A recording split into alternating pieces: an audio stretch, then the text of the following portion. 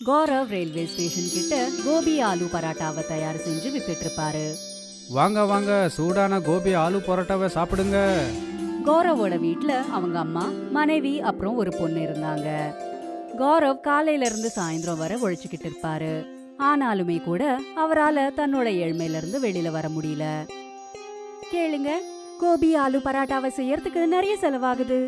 நீங்க ஒரு வேலை செய்யுங்க, நீங்க சாதா பராட்டாவை வித்து பாருங்க. இதால நம்மளுக்கு செலவும் கம்மியாகும், லாபமும் நிறைய கிடைக்கும். இல்லை, நான் அப்படி பண்ண மாட்டேன். சாதாரண பரோட்டா சாப்பிட யாரும் விரும்ப மாட்டாங்க. அப்பா கோபி ஆலு பரோட்டாவை தான் செஞ்சு வித்துக்கிட்டு இருந்தாரு. அதனால நானும் அதையே தான் செய்ய போறேன். கௌரவ் கிட்ட விதவிதமான கஸ்டமர்ஸ் இருந்தாங்க. அவங்களுக்கு விதவிதமான டிமாண்ட்ஸும் இருந்தது. அட அண்ணன், பரோட்டா மட்டும் இல்லை, கோபி ஆலுவையும் கொஞ்சம் அதிகமாக வச்சு கொடுங்க. அப்புறம் எனக்கு பரோட்டா கூட காய்கறி வேணும். எனக்கு பரோட்டா கூட ஊறுகாய் வச்சு கொடுண்ணா. எனக்கு பரோட்டா கூட தயிர் வச்சு கொடு. கௌரவ் சில வாட்டி அவரோட கஸ்டமர்ஸோட டிமாண்ட்ஸ் கேட்டு வெறுத்து போயிட்டு இருப்பாரு. ஒருவேளை உங்களுக்கு பரோட்டா கூட காய்கறி வேணும்னா நீங்கள் தனியாக பணம் கொடுக்கணும். என்னால் தனியாக பணம் கொடுக்க முடியாது. பாத்தீங்களாப்பா, பாத்தீங்களா, இந்த கௌரவ் காய்கறிக்கு தனியாக பணம் கேட்குறா. வாங்க வாங்க, நாம் யாரும் இந்த கடையில் சாப்பிட வேணாம். அட ஒரு நிமிஷம், நீங்கள் எங்கே போகிறீங்க? கொஞ்சம் பொறுங்க. ஒரு நாள் கௌரவ் ரொம்பவே மனசுடைஞ்சு போய் வீட்டுக்கு வந்தான். என்னாச்சு? வர வர கஸ்டம்ஸ் வர்றது கொஞ்சம் கொஞ்சம் குறைஞ்சிக்கிட்டே போகுது. ஜனங்களுக்கு பணம் கொடுக்க விருப்பம் இல்லை. ஆனால் தயிர், ஊறுகாய், காய்கறி, ஆலு எல்லாமே கேட்குறாங்க. வாங்க எங்கேயாவது சுத்தி பார்க்க போலாம், கொஞ்சம் மூடு கூட ஃப்ரெஷ் ஆயிடும். நம்ம கிட்ட டூரிஸ்ட் பிளேஸுக்கு போகிற அளவுக்கு எந்த பணமும் கிடையாது. அதனால முன்னாடியே வீட்டுக்கு நம்ம போகலாம். கௌரவ் சுத்தி பார்க்கறதுக்கு மாமியாரோட ஊருக்கு போனாரு. அது ஒரு கிராமம். வழியில கௌரவ்க்கும் கௌரவோட மனைவிக்கு ரொம்ப தாகம் எடுத்தது. அவங்களுக்கு எங்கிருந்தோ நீர்வீழ்ச்சியோட சத்தம் கேட்டது. இந்த அருவியோட சத்தம் கிழக்கு திசையிலிருந்து வருது. கௌரவும் அவரோட மனைவியும் கிழக்கு பக்கம் போனாங்க. அவங்களுக்கு புதர்களுக்கு பின்னாடி நீர்வீழ்ச்சி தென்பட்டது. இந்த அருவி பார்க்க ரொம்ப அழகா இருக்கு. கௌரவும் கௌரவோட மனைவியும் தண்ணியை குடிச்சு அவங்களோட தாகத்தை தீர்த்துக்கிட்டாங்க. அதோடவே கை காலையும் கழுவிக்கிட்டாங்க. அவங்க அந்த இடத்துல இருந்து கிளம்புறப்போ யாரோ வழியில துடிச்சிட்டு இருக்கிற மாதிரி ஒரு குரல் அவங்களுக்கு கேட்டது. இந்த சத்தம் நீர்வீழ்ச்சிக்கு பின்னாடில இருந்து வருது. அருவிக்கு உள்ள நான் குதிச்சு பார்க்கணும். அப்போதான் அங்கே என்ன இருக்குன்னு நமக்கு தெரியும். ஆனா நீர்வீழ்ச்சிக்குள்ள நுழையிறது ஆபத்தா கூட இருக்கலாம்ல. இது ஏதாவது டிராப்பா கூட இருக்கலாம்ல. அப்பதான் நீர்வீழ்ச்சியில இருந்து ஒரு குரல் கேட்டது. நான் எதுக்காகவும் இங்கே வலை வீசல. என்ன காப்பாத்துங்க. நான் ஒரு சாமியார். என்ன இங்கிருந்து விடுதலை பண்ணுங்க. நான் கண்டிப்பாக அந்த அருவிக்குள்ளே போய் பார்க்க போகிறேன். ஒருவேளை நான் அதுக்குள்ளே மாட்டிக்கிட்டா என்ன மாதிரி யாராவது உதவி செய்வாங்கன்னு எதிர்பார்ப்பேன் இல்லையா? கௌரவ் நீர்வீழ்ச்சிக்குள்ள போனான். அங்க பார்த்தா ஒரு முனிவர் முள்ளால இருக்கிற ஒரு தூணுக்கு கட்டப்பட்டு இருந்தாரு. அவரோட முதுகுல இருந்து ரத்தம் வழிஞ்சுக்கிட்டு இருந்தது. நீங்க யாரு? இங்க எப்படி மாட்டிக்கிட்டீங்க? நான் உன்கிட்ட எல்லாத்தையும் சொல்றேன். முதல்ல என்ன விடுதலை பண்ணு. கௌரவ் அந்த கட்டுகளை அவுத்தாரு. முனிவர் விடுதலை அடைஞ்சாரு. உனக்கு ரொம்ப ரொம்ப நன்றி. நான் ஒரு சாமியார். என்கிட்ட சில சக்திகள் இருக்கு. மனுஷனோட விருப்பம் என்னன்னு தெரிஞ்சுக்கிட்டு என்னால் நிறைவேற்ற முடியும். ஜனங்க என்னுடைய சக்தியை தவறாக பயன்படுத்த ஆரம்பிச்சிட்டாங்க. நான் அவங்களோட பேச்சை ஒத்துக்காத போது என்னை இங்கே கூட்டிகிட்டு வந்து இந்த மாதிரி அடித்து வச்சுட்டாங்க. ஒருவேளை உங்ககிட்ட உண்மையிலேயே சக்தி இருக்குது அப்படின்னா நீங்கள் ஏன் அதை பயன்படுத்தி வெளியே வரல? நான் என்னுடைய சக்திகளை எனக்காக எப்போவுமே பயன்படுத்தக்கூடாது. சரிங்க சாமி, அப்போ நான் கிளம்புறேன். நான் என்னுடைய மாமியார் வீட்டுக்கு போகணும். ரொம்ப லேட் ஆகுது. அரே, நீ ஏன் வெறும் கையை வீசிக்கிட்டு போகிற? நீ எனக்கு உதவி செஞ்சுருக்க. நான் இப்போ உனக்கு உதவி செய்ய விருப்பப்படுறேன். ஒரு வேளை உனக்கு ஏதாவது வேணும் அப்படின்னா அதை கேளு. இல்லை சுவாமி, நான் என்னுடைய வாழ்க்கையில் கடினமாக உழைச்சி தான் சம்பாதிக்கணும்னு நினைக்கிறேன். கௌரவ் சொன்னதை கேட்டு முனிவர் சந்தோஷப்பட்டாரு. அவரு மனசுக்குள்ளேயே கௌரவ்க்கு ஆசீர்வாதத்தை கொடுத்தாரு. கௌரவ் மாமியாரோட ஊர்ல இருந்து திரும்ப வந்ததுக்கு அப்புறம் அவரு திரும்ப அவரோட கோபி ஆலு பராட்டா பிசினஸ ஆரம்பிச்சாரு. வாங்க வாங்க, சூடான சுவையான ஆலு கோபி பரோட்டாவை சாப்பிடுங்க. வாங்க ஐயா, வாங்க. கஸ்டமர்ஸ் திரும்ப அவங்களோட டிமாண்ட்ஸை கேட்க ஆரம்பிச்சாங்க. அட இங்க பாருப்பா, பரோட்டா கூட காய்கறியும் வேணும். ஆனா காய்கறி இல்லைங்க. அப்பதான் திடீர்னு அந்த ஆளோட பராட்டால இருந்து பொரியல் வெளியில வந்தது. எனக்கு பரோட்டா கூட தயிர் வேணும். என்கிட்ட தயிர் இல்லையே. ஆனா திடீர்னு அந்த கஸ்டமரோட பராட்டால இருந்து தயிர் வெளியில வந்தது. எனக்கு பரோட்டா கூட ஊறுகாய் வேணுப்பா. ஆனா என்கிட்ட ஊறுகாய் இல்லையே. அப்பதான் 3வது கஸ்டமரோட பிளேட்ல பராட்டால இருந்து ஊர்கா வெளியில வந்தது. அங்க இருக்கிறவங்க எல்லாரோட மூளையும் குழம்பிடுச்சு. அட இங்கே என்ன நடக்குது? நான் இவங்க 3 பேருக்கு ஊறுகாய் தயிர் காய்கறி கொடுக்கலையே. ஆனால் இது எல்லாமே அவங்கவுங்க பிளேட்டில் எப்படி வந்துச்சு? அப்பதான் கௌரவ் இதுக்கு முன்னாடி நீர்வீழ்ச்சி கிட்ட காப்பாத்தின அதே முனிவர் அந்த இடத்துக்கு வந்தாரு. இங்கே பாருப்பா, 2 பரோட்டா கொடுப்பா, தயிர் ஊறுகாய் காய்கறியே கொடு. இப்படி சொல்லிட்டு முனிவர் மறைஞ்சு போயிட்டாரு. இந்த அற்புதங்கள் எல்லாம் அந்த முனிவரால தான் நடக்குதுன்னு கௌரவ்க்கு இப்ப புரிய வந்தது. கௌதமோட வண்டி கிட்ட கஸ்டமர்ஸ் கூட்டம் கூட்டமா நின்னுட்டு இருந்தாங்க. எல்லாருமே பராட்டா சாப்பிடறதுக்காக வந்தாங்க. அவங்க பராட்டா கூட பொரியல், தயிர், ஊர்கா இப்படி அவங்க எது கேட்டாலும் அது அந்த பராட்டால இருந்து வெளியில வந்து அவங்களோட பிளேட்ல வந்துரும். கௌரவ் நேர்மையா பராட்டாக்கான காசு மட்டும் வாங்கிக்கிட்டு இருந்தாரு. சில நாட்கள்லயே கௌரவ் பெரிய பணக்காரர் ஆயிட்டாரு. கௌரவ் எல்லார்கிட்டயும் நடந்த உண்மைய சொன்னாரு. அதாவது ஒரு முனிவரால தான் இந்த அற்புதங்கள் நடக்குதுன்னு சொன்னாரு. அவரை தான் கௌரவ் நீர்வீழ்ச்சி பின்னாடி கைதா இருக்கும்போது விடுவிச்சாரு. அப்புறம் அந்த முனிவர் அந்த நீர்வீழ்ச்சி கிட்டயே உட்கார்ந்து தவம் செஞ்சுக்கிட்டு இருந்தாரு. கௌரவ்க்கு பக்கத்திலேயே தீபக்ன்ட்டு ஒருத்தன் பராட்டா தள்ளு வண்டியை வச்சிட்டு இருந்தான். அவனும் பராட்டாவை தான் வித்துட்டு இருந்தான். அவன் என்ன நினைச்சானா, அவனும் அந்த முனிவர் கிட்ட இருந்து ஆசீர்வாதத்தை வாங்கினா கௌரவ் மாதிரியே பணக்காரனா மாறலான்னு நினைச்சான். தீபக் கௌரவ் கிட்ட பேச்சு கொடுத்து பேச்சு வாக்குலயே அந்த முனிவர் எந்த இடத்துல இருக்காருன்னு தெரிஞ்சுக்கிட்டான். தீபக் துப்பாக்கிய புடிச்சுக்கிட்டு அந்த முனிவர் கிட்ட போனான். நீ யாருப்பா? இங்கே என்ன பண்ணுற? வாய மூடு. என் பேரு தீபக். நான் கௌரவோட கடைக்கு பக்கத்தில் கடை வச்சிருக்க. நீ அவனுக்கு வரம் கொடுத்து ரொம்ப பெரிய தப்பு பண்ணிட்ட. நீ தப்பாக புரிஞ்சுக்கிட்டு இருக்க. கௌரவ் நிஜமாவே ரொம்ப நல்ல பையன். நான் அவனுக்கு எந்த ஒரு வரமும் கொடுக்கல. எப்போவுமே நல்லா இரு அப்படின்னு நான் அவனுக்கு ஆசீர்வாதம் பண்ணேன். என்கிட்ட சும்மா அதிகமாக பேசாத கிழவா. ஒழுங்கு மரியாதையா எனக்கும் அந்த மாதிரி வரம் கொடு. அப்படி இல்லைனா இப்போவே உன்னை கொன்று போட்டுருவேன். அந்த மாதிரி எல்லாம் யாராலையும் ஆசீர்வாதம் பண்ண முடியாதுப்பா. நீ சொன்னா கேட்க மாட்ட போல. தீபக் முனிவரோட கழுத்தை பிடிச்சுக்கிட்டான். அவன் அவரோட கழுத்தை நசுக்கிக்கிட்டே இப்படி சொன்னான். உடனே ஆசீர்வாதம் பண்ணு, இல்லைனா உன் உயிரை எடுத்துடுவ.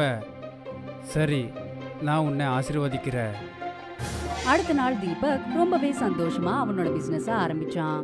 தீபக் கஸ்டமர்ஸோட பிளேட்ல பராட்டாவை வச்சு கொடுத்தப்போ அந்த பிளேட்ல பராட்டா மேல பாம்புகள் இருந்தது. தீபக் கஸ்டமர்ஸோட பிளேட்ல எத்தனை வாட்டி பராட்டாவை வச்சாலும் எல்லா வாட்டியும் பாம்புகள் தான் வந்தது. கஸ்டமர்ஸ் தீபக் கிட்ட இருந்து பராட்டாவை வாங்குறதே நிறுத்திட்டாங்க. எல்லா கஸ்டமர்ஸும் கௌரவ் கிட்ட இருந்து தான் பராட்டாவை வாங்கிக்கிட்டு இருந்தாங்க.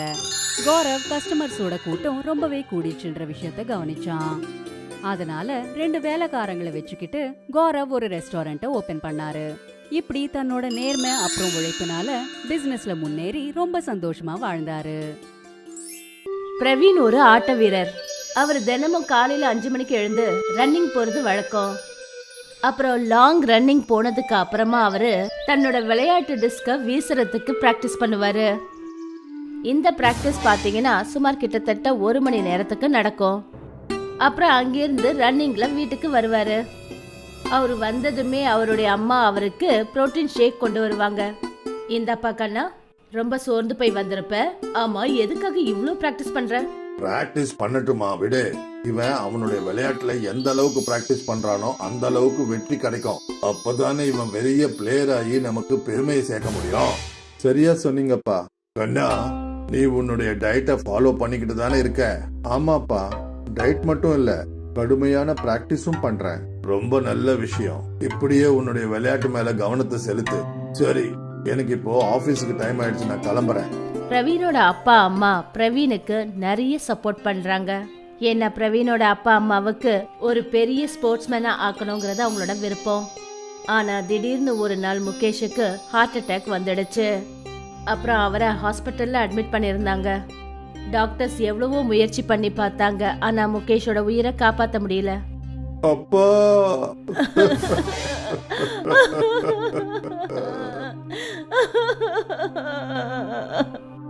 பிரவீனும் மாலத்தியும் 2 பேரும் அனாதி ஆயிட்டாங்க.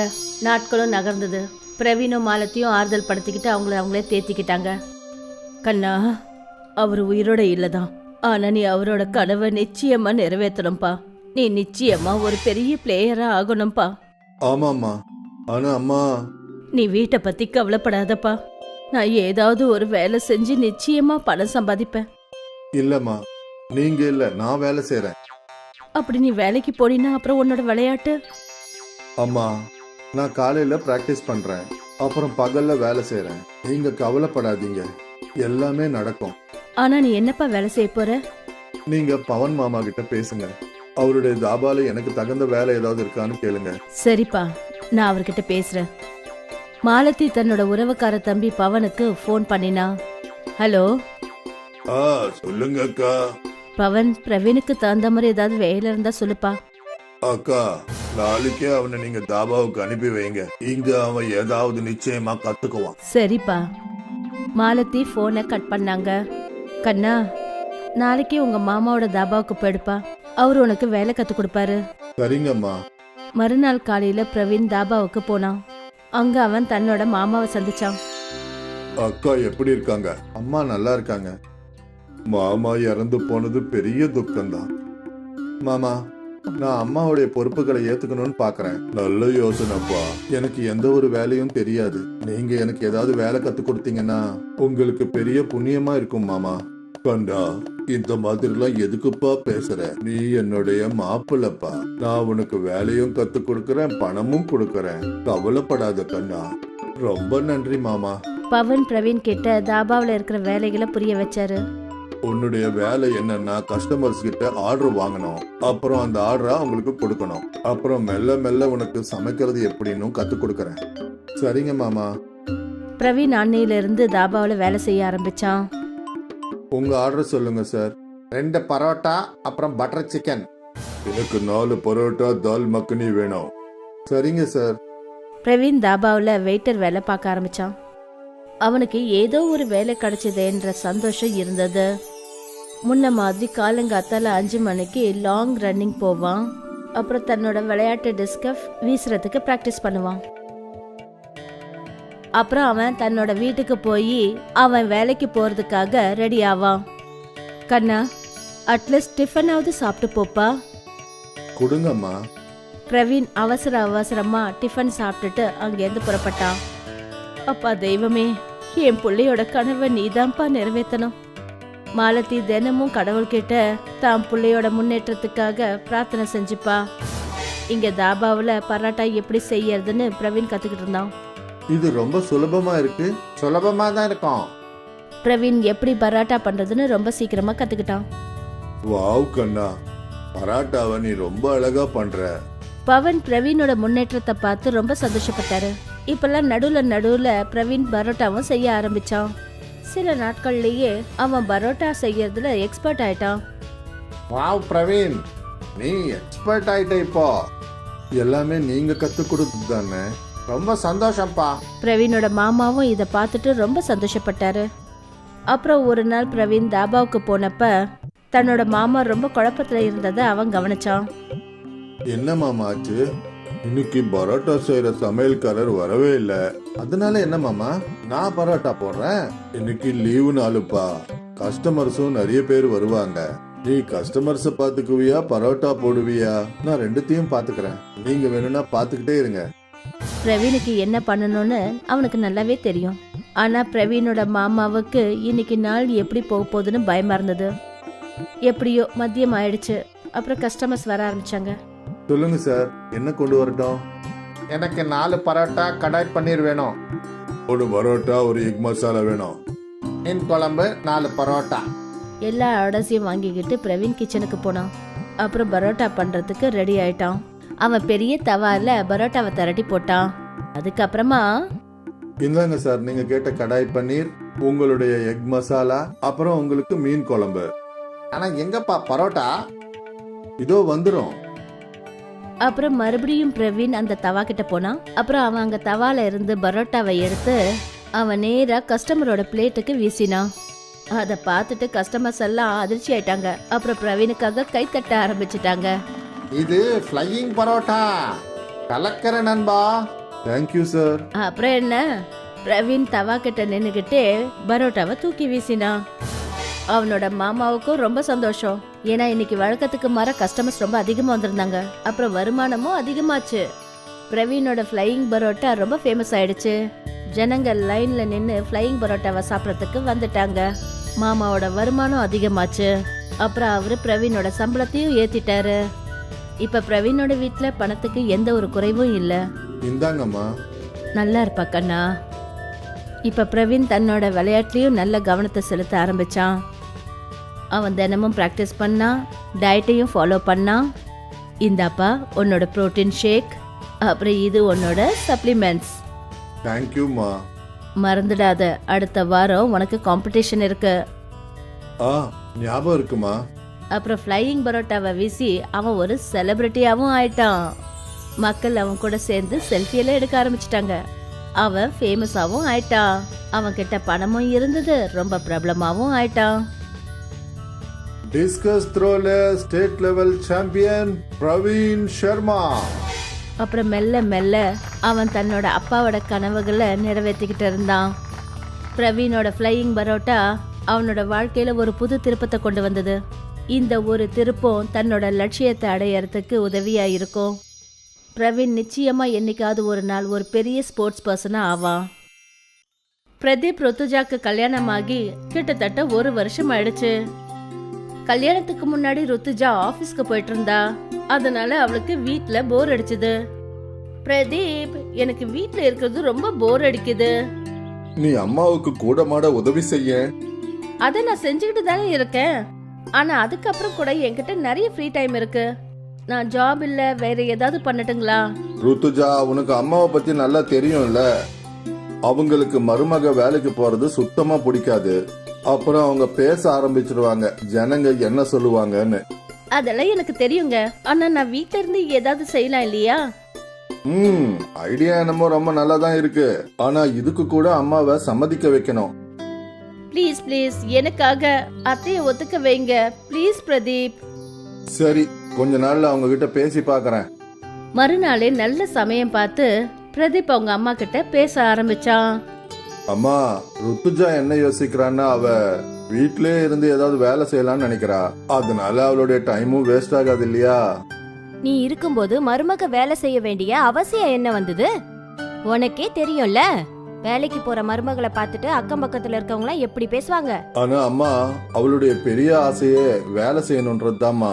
அப்புறம் அம்மா, அவ வேலை செய்யறதுக்கு எங்க வெளியே போறது இல்லையே, வீட்லயே இருந்து பண்ண போறா. நான் நிறைய பெண்களை பார்த்திருக்கேன். வீட்ல வியாபாரம் பண்ணுவாங்க, அதுல நஷ்டம் ஏற்பட்டதும் வியாபாரத்தை இழுத்து மூடிடுவாங்க. அப்படி இருக்கும்போது தேவையில்லாம ஏன் பிரச்சனையில மாட்டிக்கணும்?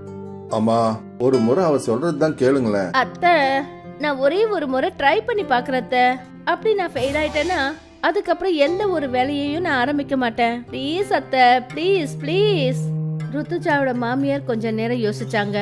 அப்புறம் சொன்னாங்க, சரி, ஆனா ஞாபகம் வச்சுக்கோமா, இதுல உன்னால எதுவும் சாதிக்க முடியலனா மறுபடியும் வேலைக்கு போறேன், வியாபாரம் பண்றேன்னு எப்பவும் சொல்லக்கூடாது. சரிங்க அத்தை. ருத்துஜாவோட மாமியார் வியாபாரம் பண்றதுக்கு சரின்னு சொல்லிட்டாங்க. அதனால ருத்துஜா ரொம்ப சந்தோஷமாயிட்டா. ருத்துஜா தன்னோட அறையில உட்காந்து யோசிக்க ஆரம்பிச்சா. அதாவது அவ என்ன பிசினஸ் பண்றதுன்னு. அப்படி நான் சாரி பிசினஸ் பண்ணா?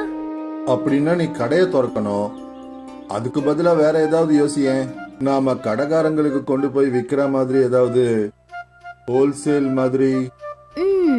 ஐடியா என்னமோ நல்லாதான் இருக்கு. ருத்துஜா, நீ செய்யற காக்கரே ரொம்ப நல்லா இருக்கும். நீ ஏன் காக்கரே செஞ்சு விற்க கூடாது? ஆனா அவ்ளோ காக்குறவ நான் எப்படி திரட்டுறது? திரட்ட வேண்டிய அவசியமே இல்ல. உனக்கு ஞாபகம் இருக்கா, நம்ம கல்யாணத்துக்கு ஒரு ரோட்டி மேக்கர் கிஃப்டா வந்துச்சு இல்லையா? அத நீ இப்ப யூஸ் பண்ணலாம் இல்ல? ஆமா, அதுல ரொம்ப சீக்கிரத்துல நிறைய காக்குரை செய்யலாம். அப்புறம் என் நண்பனோட கடையும் இருக்கு. நான் அவங்கிட்ட போய் பேசினா அவன் நிச்சயமா உன்னுடைய காக்கரவை வித்து கொடுப்பான். ருத்துஜாக்கு தன்னோட பிசினஸ் ஐடியா கிடைச்சிருச்சு. அவ ரொம்ப சந்தோஷமா இருந்தா. மறுநாளே ருத்துஜா காக்கரை செய்யறதுக்கு ஆரம்பிச்சிட்டா. சில மணி நேரத்துல அவ நிறைய காக்கரைகளை செஞ்சிட்டா. இதோ ரெடி ஆயிடுச்சு.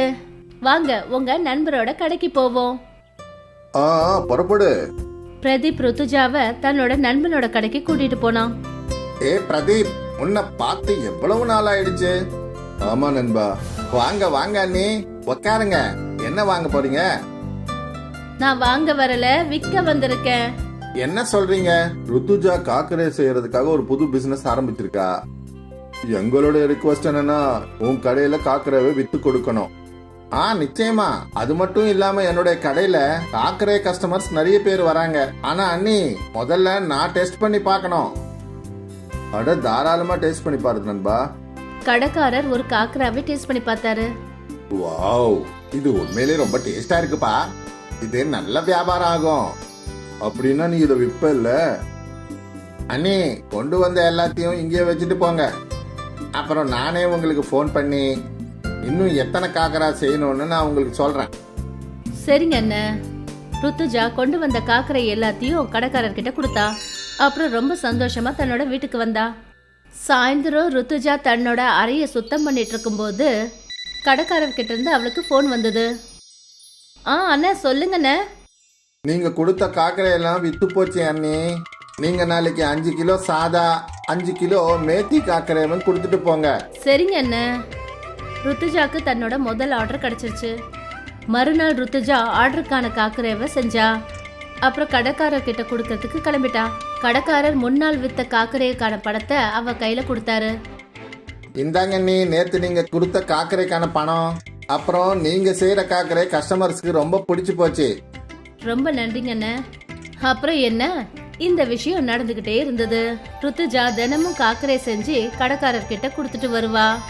இப்ப ருத்துஜா இன்னும் நிறைய கடைகளுக்கு காக்கரை விற்க ஆரம்பிச்சா. அவளோட காக்கரையோட சுவை எல்லாரையும் ஈர்க்க ஆரம்பிச்சது. அப்புறம் அவளுக்கு நல்ல வருமானமும் வர ஆரம்பிச்சது. ருத்துஜா இன்னும் நிறைய லேடிஸுங்களுக்கு காக்கரை செய்யற வேலைய கொடுத்தா. அவளுக்கு நல்ல முன்னேற்றம் ஏற்பட்டுச்சு. ஒரு நாள், ருத்துஜா, நீ இப்போ உன் பிசினஸை இன்னும் எக்ஸ்பேண்ட் பண்ணணும். அப்புறம் அது எப்படி? ஆன்லைன் ஆப் மூலமா. அப்படின்னா? அது எப்படின்னா, அது மூலியமா உன்னுடைய காக்கராவை யார் வேணாலும் வாங்கலாம். அப்புறம் வாங்குறவங்க வீட்டுல உட்கார்ந்தபடியே டெலிவரி வாங்கிக்கலாம். அன்னைக்கே ரித்துஜா அந்த ஆப்பை பத்தி ரிசர்ச் பண்ண ஆரம்பிச்சிட்டா. ரித்துஜா ஆப் டெவலப்பர் மூலமா தன்னோட ஆப்பை ரெடி பண்ணிட்டா. நீங்க இப்ப இந்த ஆப்பை எப்படி டெவலப் பண்ணுவீங்க? என்னோட காக்கரை மூலமா. எனக்கு எதுவும் புரியல மேடம். அதாவது என்னோட காக்கரையோட பேக்கிங் மேலேயே இந்த ஆப்போட லிங்க் இருக்கும். என்னோட கஸ்டமர் அவங்களே இந்த ஆப்பை டவுன்லோட் பண்ணிப்பாங்க. இப்ப ரித்துஜா தன்னோட காக்கரைவை புது பேக்கெட்ஸ்ல பேக் பண்றதுக்கு ஆரம்பிச்சா. இந்த பேக் மேல தன்னோட ஆப்கான ப்ரமோஷன் இருந்தது. அப்புறம் ரித்துஜா நினைச்ச மாதிரியே நிறைய கஸ்டமர்ஸ் காக்கரையோட ஆப்பை டவுன்லோட் பண்ணாங்க. அடேங்கப்பா, வீட்ல உட்கார்ந்தபடியே காக்கரை கிடைக்குதா? வாவ்! ருத்துஜாவுக்கு ஆன்லைன்ல ஆர்டர் வர ஆரம்பிச்சது. அவ ஆர்டர்ஸ் எல்லாத்தையும் பேக் பண்ணி அனுப்ப ஆரம்பிச்சா. இப்ப ரித்துஜா ராத்திரி பகல்னு பார்க்காம பிசினஸ் நடத்தினா. பிரதீப்பும் அவளுக்கு உதவி பண்ண ஆரம்பிச்சான். அப்புறம் 2 பேரும் சேர்ந்து அவ்வளவு பணம் சம்பாதிச்சுட்டாங்க. அவங்க ஒரு புது வீட்டையும் வாங்கிட்டாங்க. அத்தை, இந்த வீட்டை உங்க கையால திறப்பு விழா பண்ணுங்க. ருத்துஜாவோட மாமியார் ரிப்பனை கட் பண்ணாங்க. மருமகளே, நான் தப்பா நினைச்சிட்டேன்.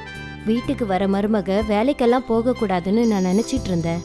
ஆனா ஏன் மருமக இவ்வளவு திறமைசாலியா இருப்பான்னு நான் நினைச்சு கூட பார்க்கல. நீ வேலை செஞ்சு பிரதீப்புக்கு மட்டும் உதவி செய்யலமா, நீ நம்ம எல்லாரோட வாழ்க்கையும் மாத்திட்ட. என்ன மன்னிச்சிடு கண்ணா. நீங்க மன்னிப்பெல்லாம் கேட்க கூடாது. நீங்க எனக்கு மரியாதை கொடுத்தீங்க. அதனாலதான் நம்மளால இதெல்லாம் இன்னைக்கு செய்ய முடிஞ்சது. ரித்துஜாவோட மாமியார் தன்னோட மருமகளை நினைச்சு ரொம்ப பெருமைப்பட்டுக்கிட்டாங்க. ரித்துஜா தன்னோட உழைப்பாலையும் மன விருப்பத்தாலையும் ஒரு சின்ன பிசினஸ ரொம்ப பெருசா ஆக்கிட்டா. அப்புறம் ருத்துஜாவோட அந்த காக்கரா ஆப் அவளோட முன்னேற்றத்துக்கு ஒரு முக்கியமா இருந்தது.